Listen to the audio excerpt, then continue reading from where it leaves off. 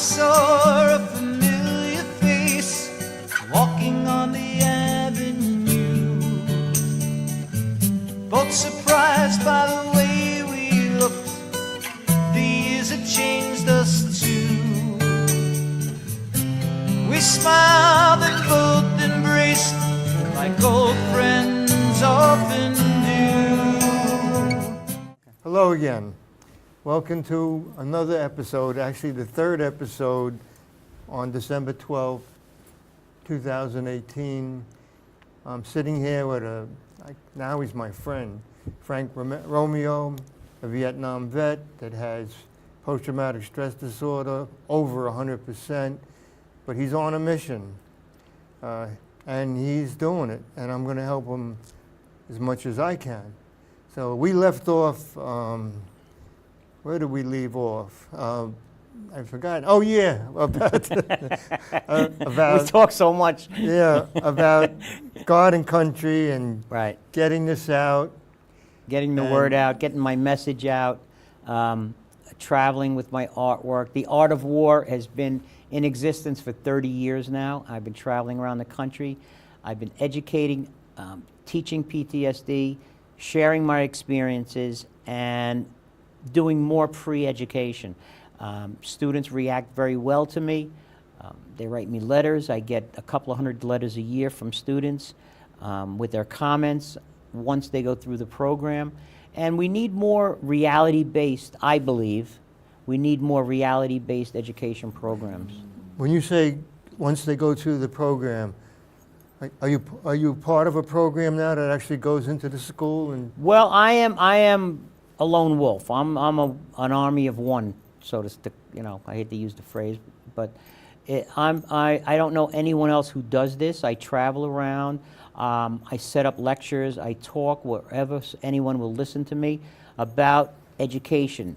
This year now, for the first time, and I've been advocating for 30 years now, this year I have initiated a new program called the Experience of the American Soldier.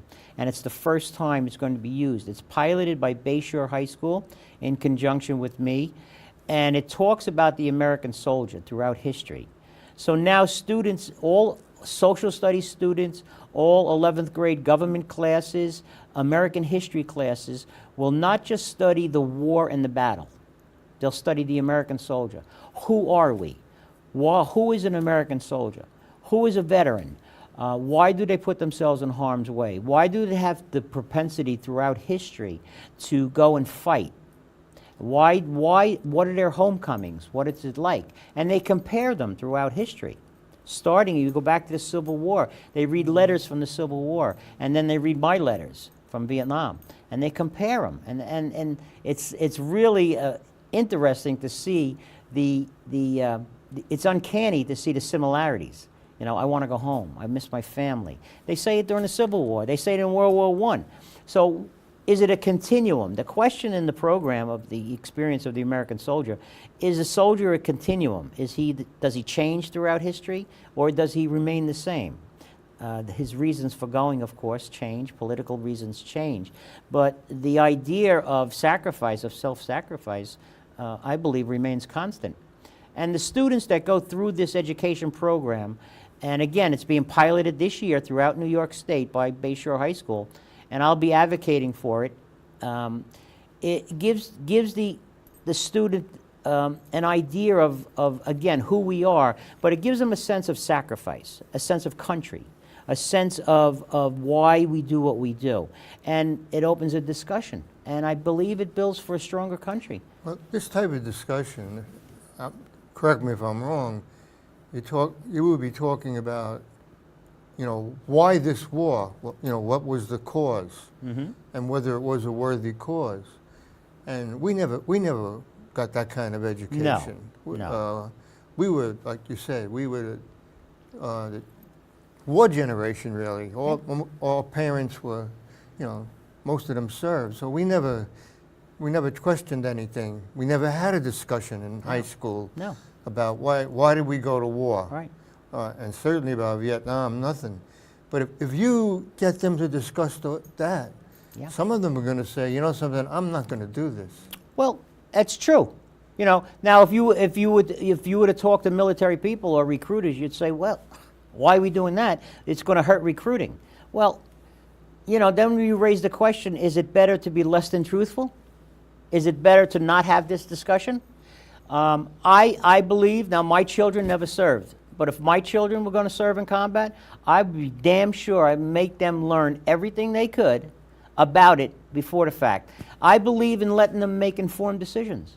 I believe in being truthful, and I question whether we're being, you know, forthcoming. I think though that that type of education at the high school level would make some of them have second thoughts. They still would go.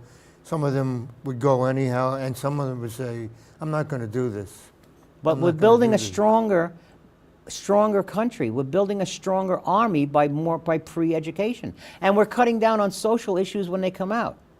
A person who has an education on PTSD, perhaps, only perhaps, you know, will be a different veteran when he comes out. If we started a program today, okay, an education program today, 4 years from now, you'll have a different veteran coming out, I believe. You know what you might have?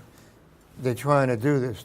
You'll have a veteran that when he comes home from being overseas and being in combat will seek help. Yeah. Right away. Yeah. For PTSD. Yeah. And he or she will know that there's no stigma No. to seeking help. No. In fact, it takes a strong person to say, I need some help. I talk to a lot of young veterans, and I've been through all the stages of PTSD and denial. You know, the macho. You know, you call it. They have a technical term for it. I call it, you know, BS, because it's macho. Like, not me. I can't. You know, there's a stigma. The mental health of this country is in question, and the mental health of our veteran community is seriously in question, and part of it is the stigma attached to it. We need these programs. We need reality-based programs in this country, like the Art of War, like what I've been advocating for 30 years. And now we have one. We have them right here in New York State, and it's being piloted this year, and it's called The Experience of the American Soldier. And it's a curriculum-based, it's not adding extra work to the teacher. The teacher has a syllabus. It's not adding extra work. They're talking less about the battle and more about the soldier who's in the battle. You know what I'm saying? So let's talk about Iwo Jima. Well, tell me about that soldier. Who was that person? And most times, when I talk to young people at this level, they see the veteran as someone in the movies or on the news. You know, he's their grandfather. He's their uncle. He's you and me. He's the guy next door. Father, mother, yeah, brother. They don't understand that. It's them. It's them in a couple of years. It's just like we're not superstars. We're not movie stars. We're real people. I think education is very important, and especially, you know, the way it is now about mental illness, post-traumatic stress, suicide, drug addiction. All these things are important, and I think it's important to make all veterans come back, and even if they think nothing is wrong, seek some counseling, because there's got to be a change. Yeah. Oh. And you're going to deny it. That's normal. It's the future. This is the future. This is the future in education. Now, I did a lecture yesterday to seniors. They're 18 years old. We've been at war for 18 years. We've been at war. The United States of America has been at war since they were conceived in their mother. And they don't even know it. They have no concept. They don't know. They don't know about Vietnam. They don't. Agent Orange. They haven't got a clue. No. They don't know about PTSD. No. They don't know these things. No. And so I'm advocating for that. And my next project is. I want to talk a little bit about what we have right here. Walk with Frank. It's you. It's me. Here we go. Black silhouette. And the shadow is a soldier in Vietnam, which is really a lifelong journey fighting PTSD. It's called Walk with Frank. I'll be walking across New York State. I'm going to start in Buffalo, and I'm going to end right here on Long Island. It's about 800 miles, and I'm going to be advocating for our veterans past, present, and future. And of course, I'll honor our senior veterans with their service. And I will be staying in shelters with our homeless veterans.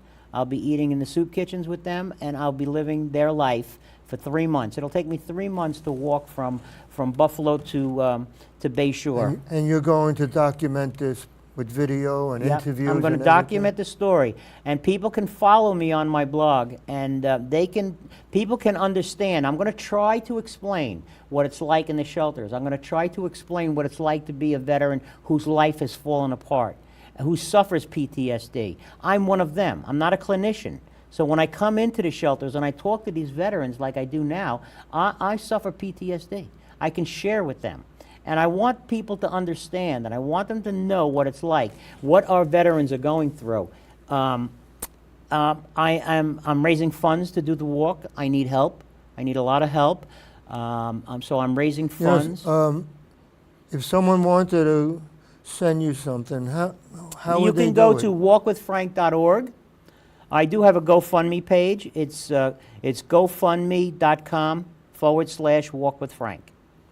And I do need a lot of help. I do need funds to document the walk and to document their stories. I need funds for food, just for living expenses for them, to help out in any way. So this is a major project, and I'll be speaking at the Capitol to our legislators. When I walk from Buffalo to Albany, my route is going to be Buffalo, Rochester, Binghamton, Albany, then New York You're City. going to speak I'm going to speak to our to legislators. Senate and Assembly? Yep. I had a meeting this morning with a senator, and I've met senators all over the state. I've advocated. I've spent 6 weeks on the road.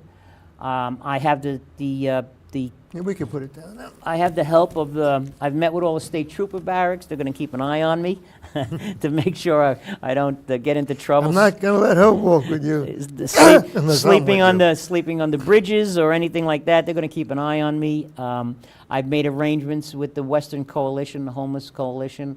I've met a lot of people. I've touched base with most of the state senators throughout the state. I've spent a lot of time advocating for this, and I'm going to be talking about helping our future veterans. I'm going to be talking about immediate care. I'm going to advocate for immediate help to our veterans' needs now. I'm going to advocate for our future veterans.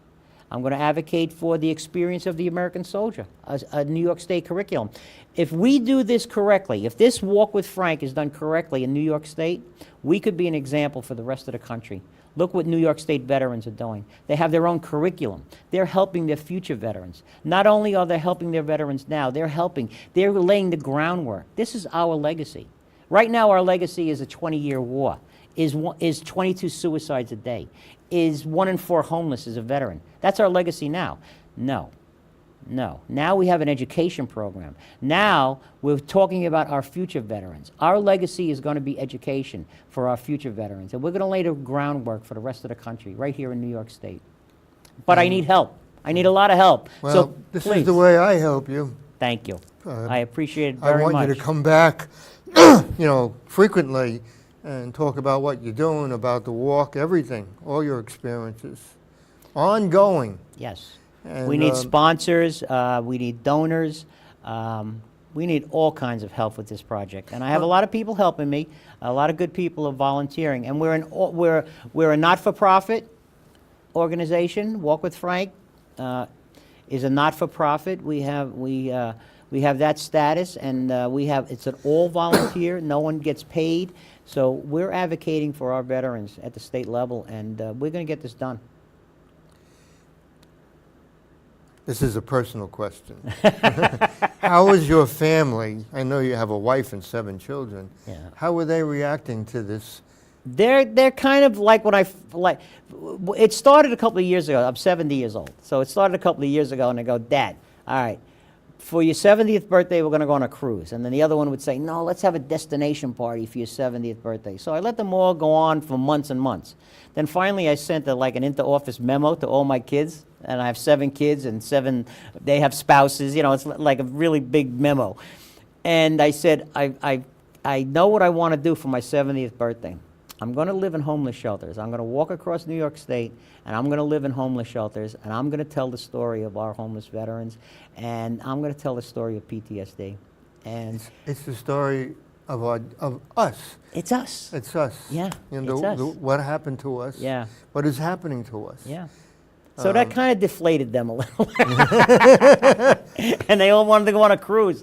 Or, you know, they all wanted to go to a nice sandy beach somewhere and celebrate my 70th.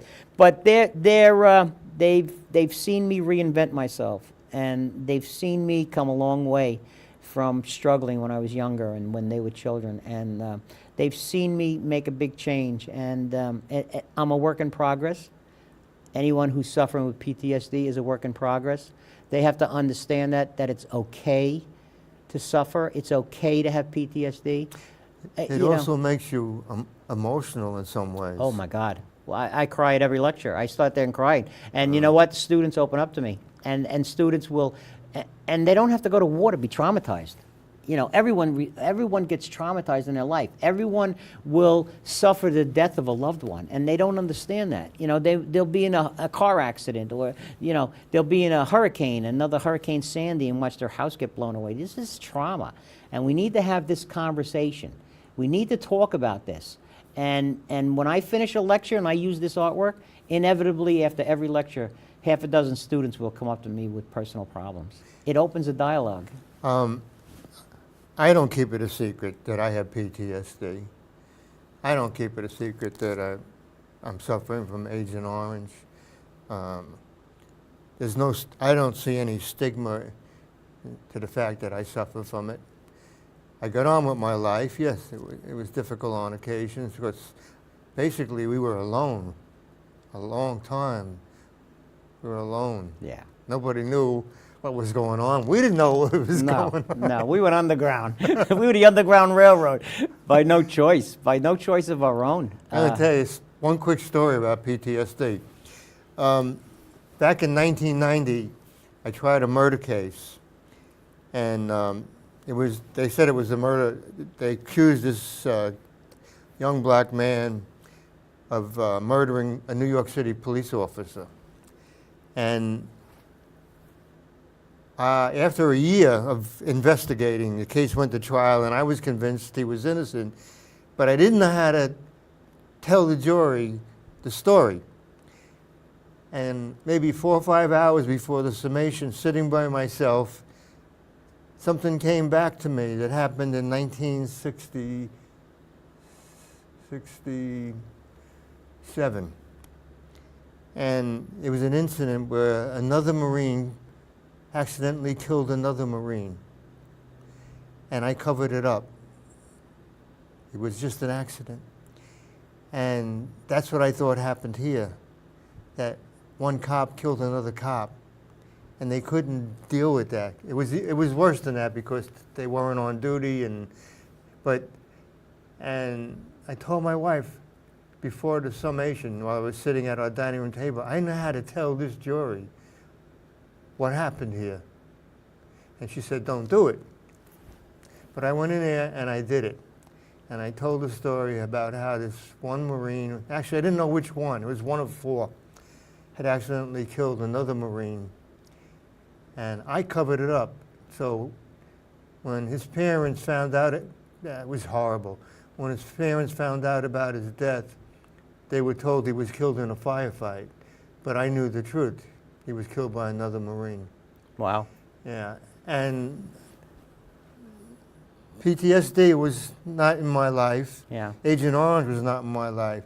In fact, that same year, a lawyer got in touch with me and said, look, I'm defending this Marine for murder and attempted murder, and his defense is PTSD. This is 1990. I didn't know anything about it. I said, well, how could I be a witness for him? He said, because it's the nature of the training and the combat and what you went through. You are a witness for him because it's the same thing. Yeah, yeah. And they called me to the stand. Wow. And it was the first time ever that I spoke about my time in the Marine Corps in Vietnam. Yeah. And the young man, this Marine that I didn't know, went free. Nice. And I was told by several people that were there that it was my testimony Wow. that actually Yeah. persuaded the jury. Yeah. I'd never heard of PTSD up No. until then. No. I mean, And yeah. it became a big case, and his name was Reuben Pratt. This is like, and he went on, and he was successful for the rest of his life. Yeah. And then later on, I don't know, many, many years later, I would finally know something about PTSD because I was diagnosed with it. Yeah. And that's Yeah. it. We need to Wow. have it. We need to talk about it. We need to have education about it. We need to talk about these And- reality-based things. And people should know that with people that suffer with PTSD, when we talk about something that happened, we basically experience it again. Mhm. We're seeing it, we hear it, we remember exactly what happened, unless we're unconscious. Yeah. Even the words, Yeah. the dialogue. Yeah. This is all part of PTSD. You bring up I relive bad it. memories. I relive it. I haven't slept a full night in 50 years. All right, we're getting down to 5 minutes to go, a little bit more. Well, I appreciate you giving me the time for my new project. I really hope that people will contact me, walkwithfrank.org, or GoFundMe, Walk with Frank. Please help me in any way. And you could also, you could walk with me. Anyone could walk with me. And if you have anyone throughout New York State, you can go on my website, walkwithfrank.org. There's information, there's a daily blog. Well, I'll be telling the story of what it's like meeting veterans throughout the state. You can find the routing of the walk. If you have family anywhere throughout the state, I'll be walking through your town. People can join me along the way in solidarity for our If veterans. you go on your site, there'll actually be a map of the walk and the destinations. It'll be about there'll be different tabs about you could go into the curriculum itself and you'll find out about the curriculum that I'll be advocating for. You can go on a tab that says about the walk. It'll tell you where I am, the routing I'm taking. You can go on a tab that says about the documentary, on who's filming it, and the things that we're trying to accomplish. We're trying to get the word out there. This is an educational film that I'm trying to make. Of course, the camera people can't get into the shelters, but I will be documenting the story of what it's like in our homeless shelters. And I'll be documenting the story of our veterans suffering with PTSD. And I will be speaking throughout the state. I have different speaking venues. Again, I'll be talking to our legislators about the experience of the American soldier, the new curriculum. And, You think that someday that this series about the American soldier and post-traumatic stress disorder will actually be part of a main curriculum? Oh, it's the future. Recently, November 27th, I'm not sure the date, but recently, about a month ago, a new museum opened up in Columbus, Ohio. The experience of the American soldier. In this military museum, there are no guns, no tanks, no bullets. It's only letters from throughout history. It talks about you and I. It talks about Iraq soldiers, Afghanistan vets coming home. So it's only about the American soldier, who we are. It's so important for this education program. And it's the future. It's our children we're talking about. It's our grandchildren now. It's the future. If we're going to ask our children to go to war, we need to educate them. And we need to be honest with them. And we need to be forthcoming and tell them about the realities of things. And we need to have this conversation. It's only fair. I believe this in my heart.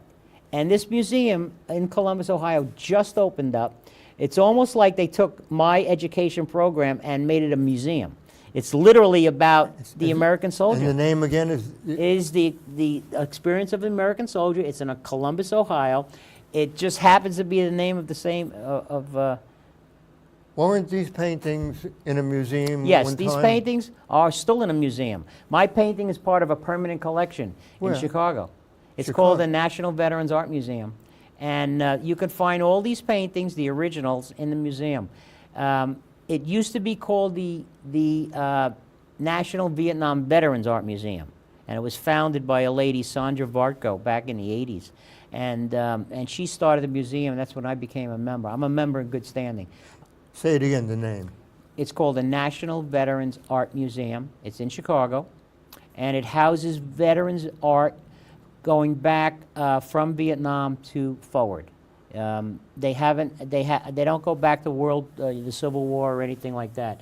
So it's about artwork, talking about PTSD, talking about different subject matter, and you can find my original painting there and some of this other artwork there. And I find I'm a member in good standing. I go back there once in a while. They hold seminars and workshops with inner city students from Chicago. They come into the museum and they do the same thing I do. They use the artwork as a vehicle to talk about, to open up a discussion, a dialogue on different subject matter. And basically, and I go there once in a while and I speak to students from Chicago. Maybe the next time I'll go with you. I've Yeah. never been there. Oh, it's an awesome place. It's a very, very moving Is this place. the place where they have all these Dog dog tags? tags? Yeah. Thousands upon thousands 58,200 and hanging from the ceiling. each one is on a single wire. You can actually get a computer and look up somebody's name, and the laser will shoot you up to a dog tag. And they had to move it. They had to downsize, so it's actually in Chicago's library, the city library. It's now hanging in the foyer of the city library in Chicago. Yeah. And you could actually go into it and go and look at it, and they have the computers all set up. But originally, it was part of that museum. But they downsized it a little bit because of funding. But my artwork is there, and my artwork has gone on tour around the country as part of an education program. Frank, we did it again. That's it. We run out of time. Happy holidays. Thank you so Oh much my for having God. me. 'Cause friends are friends for all time. Where have my old friends gone? Where are they now? Used to be a walk